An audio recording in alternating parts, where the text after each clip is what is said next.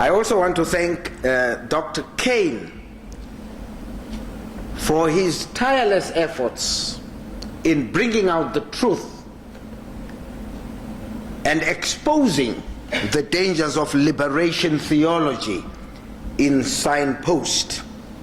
Unfortunately, I would want to underline that, unfortunately, we are sitting up here in South Africa with a rather stubborn or ill-informed government who do not really know who their friends are, who really do not value what other people are doing in defense of their stand. It is unfortunate that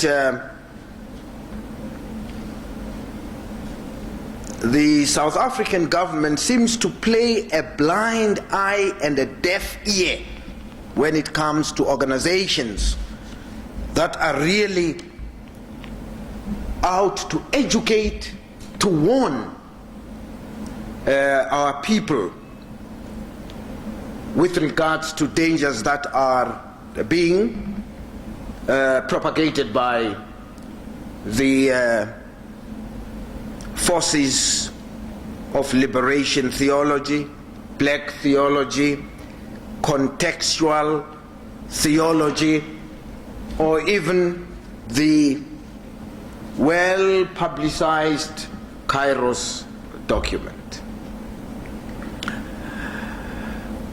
Briefly, I would like to make it very clear, ladies and gentlemen, that as the Executive Secretary has said, the dangers of our existence are being stimulated by the church. Unfortunately, he did not draw a distinct line. If he says the church, he has put everybody into that pool. Now, I would like us to draw a difference. All the streamlined churches that enjoy the membership of the South African Council of Churches, which is an arm of the World Council of Churches, those churches are the churches that have lost the prophetic voice of the gospel. Those are the churches that are no longer preaching the reconciliation of man to God through Jesus Christ and the reconciliation of man to man. Those are the churches that have lost the prophetic voice of the gospel, and those are the churches that are supportive of liberation theology, the Kairos document, contextual theology, which is nothing but a polarized ideological message to twist the true message of the gospel of our Lord Jesus Christ. It is unfortunate that, as Mr. Vibach has already pointed out, that these people are being supported heavily by overseas donor agencies. And I would like to say in very clear terms that the money placed at our disposal does not belong to us. I so wish that the German churches, rich as they are, the American churches, rich as they are, will take stock of the fact that the money placed at their disposal does not belong to them. It belongs to God, and they are responsible to God in the manner in which these funds are being used. It's not an excuse. The other day, when an organization, the eminent group in overseas, wanted to get the true financial feedback from the South African Council of Churches as to how the funds were used, the answer was, if you don't want us to use the money at our discretion, you better keep the money. That kind of attitude made the donors to become so fearful that they did not move further to say, but we are accountable to God to know how these funds are used. Instead, they held themselves back, which gives the South African Council of Churches a free hand in the use and the abuse of God's funds placed at their disposal. And these funds are used to stimulate the war that is going on in South Africa, which is not a black and white confrontation, which is absolutely black versus black. So many lives have been lost. I don't need to make a repetition. Mr. Wibach has already made it so clear how the new nation manipulates our people. The authentic leaders are being pushed into a corner of frustration. The silent majority of our black people don't seem to exist. And mind you, they are the majority of the black voice in South Africa, who have been saying, please, we do not support sanctions. We do not support disinvestment, because they know the after effects of sanctions. Now, speaking as a black man, I eat black, I sleep black, I know I'm better qualified than anybody who is not a black man to know the fate that happens to the head of the family at the end of the day, when he cannot supply the amenities expected from him by his wife and children. He loses their love, he loses their respect, his dignity is pushed to the ground, he's pushed into a corner of frustration where anger and bitterness is allowed to breed within him, and when he comes out of that corner, he has no respect for life and property. And that is how the Marxists use our people. Starve them, frustrate them, so that they lose their dignity, they lose respect for life, and you can use them. Now, the church is playing a very important role when it comes to this issue, because they have the funds at their disposal, and the radicals have all the security, which is absolutely refused to the moderate majority of our black people in South Africa. Again here, I want to underline the fact that the South African government, I am not critical of the government, but I think we have come to a point where we must tell the South African government that if you do not recognize the majority of the black people in this country, you will lose their support, you will lose the confidence they have always placed at the shoulders of the nationalist government.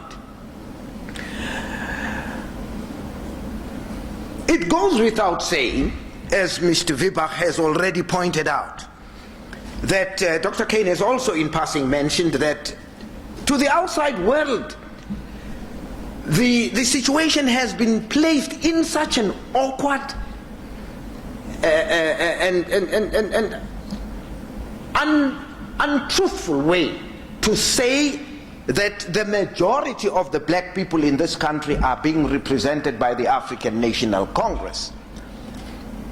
I want to tell you, with my hand in my heart, that no black family in South Africa supports the African National Congress. Nobody supports them. Who will support an organization which is out to maim, to kill, to destroy its own people?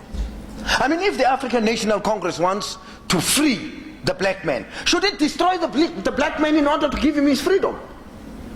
Then after they have destroyed everybody, who will enjoy that freedom? The African National Congress is nothing but the South African Communist Party dressed in the garb of the ANC, because they have a long history from 1912 to say the ANC has been the mouthpiece of the black people in this country.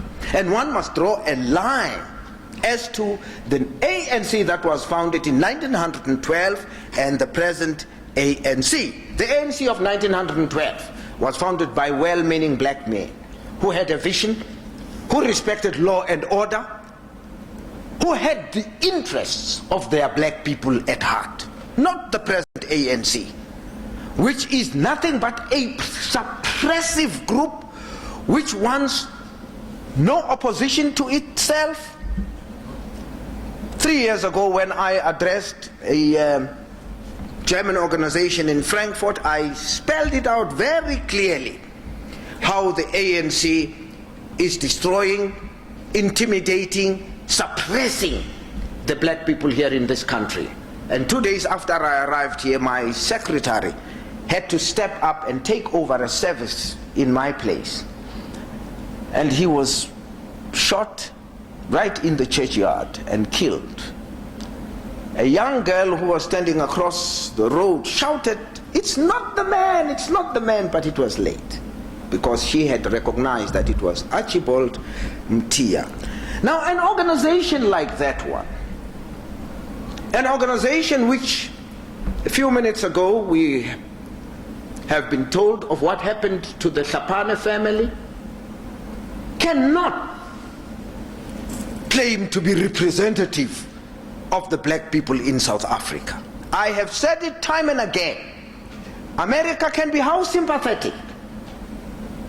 It will never give me my freedom. England won't give me my freedom. Germany won't give me my freedom. And a bunch of Xhosa sitting in Lusaka in the name of being the ANC can't give me my freedom. My freedom must be worked up by well-meaning black South Africans inside South Africa who are prepared to go to the negotiation table without any strings attached. Now, you will say to me, but you're saying something which is different, because the other day the first citizen of South Africa, Mr. P.W. Botha, went out of his way to speak to the titular head of the African National Congress, imprisoned Nelson Mandela. Now, I don't want to elaborate much about Mr. P.W. Botha's visit to Mandela. The only thing is, Mandela was convicted by a court of law. And if the government of South Africa wants to undermine the judicial status of the South African law, it is for those people who are members of the law society to say to the state president, but how do you go out of your way to hold a meeting and discuss the issues involving the future of South Africa? Now, one must take into stock the fact that the African National Congress was declared a banned organization. It went underground. Some other organizations which came up as supportive of the ANC were also suppressed by the South African government, and they have gone down. There have been organizations in the townships leading, guiding, directing the black people in South Africa. So it is a disturbing factor for the state president to go beyond these organizations, overlook these organizations, and discuss the future of South Africa without the involvement of these organizations, which means to him there are no organizations beyond him seeing Nelson Mandela. I don't know whether, I don't want to be in the shoes of Mr. de Klerk, his successor, but I think what the state president did was absolutely uncalled for, and it has been a slap in the face of the millions of black moderates who have been saying our leaders must go to the negotiation table without making any unnecessary demands. Now some of the leaders have been so much intimidated by the ANC who are saying we will not go to the negotiation table unless Mandela is released. We will not go to the negotiation table unless all political prisoners are released. We will not go to the negotiation table unless these and that demands have been met. But well-meaning people will not make demands. They will, even the ANC, I mean, if they are sincere, why do they not for 3 months denounce violence and test the sincerity of the nationalist government? Go to the negotiation table, and if the negotiations don't satisfy them, they can go back to the bush. Perhaps Isaac will join them, because then there we will have seen how sincere they are in bringing and achieving a peaceful solution for the future of South Africa. But they are not talking of negotiations, they are talking of transfer of power. And I'm saying transfer of power from who? From a stable society to a faceless element who have no direction of whatsoever, who are out to suppress any voice of opposition. Ladies and gentlemen, we must take stock of what has happened in neighboring Mozambique. Take stock of what has happened in Zimbabwe, in Ethiopia, name them. Where in these black countries has there been an election and another election and another election? Where? It has been one election, no other election. It has been the imposition of a dictatorship of blacks by blacks. Now South Africa doesn't want to see that. South Africa wants a peaceful solution for its people, because our belief is that nobody is here in South Africa by mistake. The whites have played a very important role over a period of 300 years to build South Africa to what it is today. And the ANC feels they can break down everything and out of chaos build a new South Africa. That is what Alan Busak is saying. From the ashes in Pretoria, we'll build up a wonderful city. Now I want to appeal to you, friends, to rally around this nation with love, compassion, and sympathy.